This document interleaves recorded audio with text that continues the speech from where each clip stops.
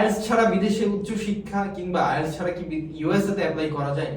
হ্যাঁ, আমি বলবো অবশ্যই যায়।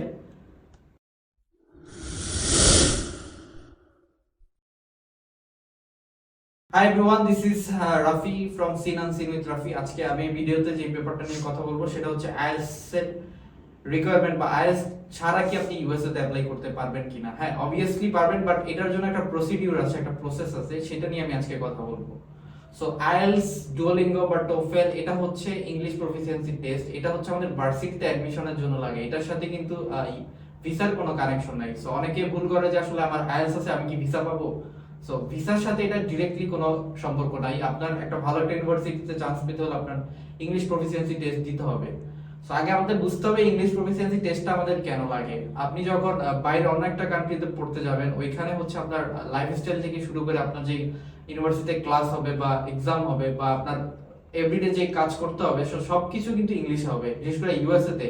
সো ইউএস এর ফার্স্ট ল্যাঙ্গুয়েজ কিন্তু ইংলিশ।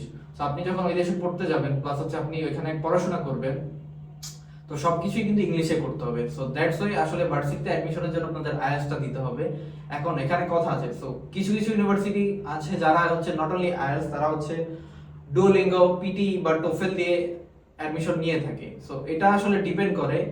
আর ভার্সিটির অ্যাডমিশনের সাথে ভিসার কোনো কানেকশন নেই। আপনি যখন একটা ভালো ইউনিভার্সিটিতে ভর্তি হবেন বা অ্যাডমিশন পাবেন, তখনই কিন্তু আপনি ভিসা ইন্টারভিউর জন্য এলিজিবল হবেন, বা ওইটার মাধ্যমেই কিন্তু আপনি ভিসার ইন্টারভিউর জন্য দিতে যাবেন। সো ভিসা অফিসার কিন্তু কখনোই জানবে না আপনি কি আইএলটিএস দিয়েছেন বা এমওএ দিয়েছেন বা পিটি দিয়েছেন।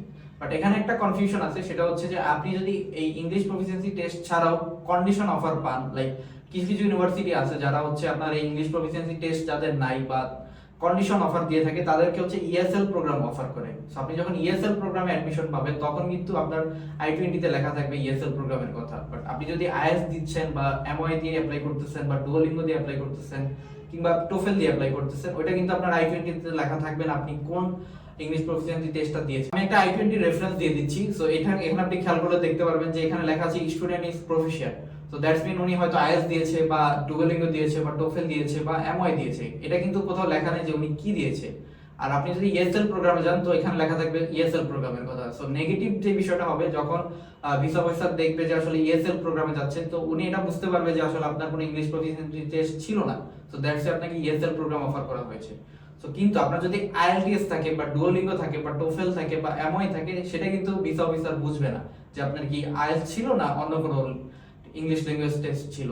সো ব্যাপারটা হচ্ছে এইটাই, আসলে আইএলটিএস ছাড়া যাওয়া যায়, কিন্তু আইএলটিএস ছাড়া আপনাকে যে কোনো একটা ইংলিশ প্রফিসিয়েন্সি টেস্ট দিতে হবে। সেটা হচ্ছে এমওআই হতে পারে, ডুওলিঙ্গো হতে পারে বা টোফেল হতে পারে। আর আইএলটিএস ছাড়া বা ইংলিশ প্রফিসিয়েন্সি যে কোনো টেস্ট ছাড়া যদি আপনি অ্যাডমিশন নেন, সেটা আপনার কন্ডিশন অ্যাডমিশন হতে পারে, সেটার জন্য আপনাকে ইএসএল প্রোগ্রাম অফার করতে পারে। এখন এখানে কথা আছে, তো অনেকে বলতে পারে যে ভাই ইএসএল প্রোগ্রাম দিয়ে কি আপনার ভিসা হয় না? হ্যাঁ হয়, বাট চান্সেসটা অনেক খুবই কম। আমি বলবো যে 100 এর মধ্যে 40% চান্স। কারণ একটা অফিসার যখন ভিসা অফিসার যখন দেখবে যে আপনি আসলে ওইখানে যে একটা প্রথমে ফাউন্ডেশন কোর্স করতে হবে ইএসএল এর, দ্যাটস মিন আপনার ইংলিশটা অত স্ট্রং না। সো এটা একটা নেগেটিভ ইমপ্যাক্ট। সো এই জন্য আসলে ইএসএল প্রোগ্রামে ভিসা পাওয়াটা একটু টাফ। সো আইএলটিএস ছাড়া ভিসা পাওয়া যায় কিনা বা আইএলটিএস ছাড়া কি অ্যাডমিশন পাওয়া যায় কিনা, ব্যাপারটা হচ্ছে এটাই। আইএলটিএস ছাড়া আপনি অ্যাডমিশন পাবেন, আপনার যে কোনো একটা টেস্ট আপনাকে দিতে হবে। আর আইএলটিএস ছাড়া বা এমওআই ছাড়া বা ডুওলিঙ্গো ছাড়া যদি আপনি অ্যাডমিশন নেন, সেক্ষেত্রে আপনার নেগেটিভ ইমপ্যাক্ট এটাই হবে যে আপনার I-20 তে লেখা থাকবে যে ইএসএল। আর ইএসএল যদি আপনি ইএসএল এ যদি আপনি অ্যাডমিশন নিতে না চান, আমি বলবো যে কোনো একটা টেস্ট দেওয়ার। আপনি আগে ইউনিভার্সিটি চুজ করবেন, চুজ করার পরে দেখতে পারবেন যে ওদের রিকোয়ারমেন্টে কি আছে। এখন আমার জানা মতে অলমোস্ট 70 থেকে 80% ইউনিভার্সিটি যারা হচ্ছে ডুওলিঙ্গো অ্যাকসেপ্ট করে, যারা হচ্ছে টোফেল অ্যাকসেপ্ট করে, কিছু কিছু ইউনিভার্সিটি আছে যারা হচ্ছে এমওআই অ্যাকসেপ্ট করে। সো আপনার রিকোয়ারমেন্ট, আপনার সাবজেক্ট অনুযায়ী যদি ওই ইউনিভার্সিটি ডুওলিঙ্গো, পিটি বা এমওআই অ্যাকসেপ্ট করে, আমি বলবো যে দরকার নেই, তাহলে আপনার ইউনিভার্সিটিতে অ্যাডমিশন নেওয়া দিয়ে ফ্যাক্ট। সো আপনি আসলে কোন ইংলিশ টেস্ট দিয়ে দিচ্ছেন বা কিভাবে অ্যাডমিশন পাচ্ছেন, এটা কিন্তু ফ্যাক্ট না। সো আপনার হচ্ছে অ্যাডমিশন নিতে হবে, প্লাস আপনার I-20 তে যাতে লেখা থাকে আপনি হচ্ছে ইংলিশ প্রফিসিয়েন্ট। সো আপনার কোনো লেগিংস নাই। সো এটাই আসলে, এই কনফিউশনটা আসলে অনেকে ক্রিয়েট করে যে আসলে আইএলটিএস ছাড়া কি অ্যাডমিশন নেওয়া যায় কিনা বা আইএলটিএস ছাড়া কি ভিসা পাওয়া যায় কিনা। So that's all for today, thank you so much. আর প্লিজ স্টে উইথ মি। আমি আসলে ট্রাই করতেছি নতুন নতুন রিলেটেড ভিডিও দেওয়ার। Thank you so much.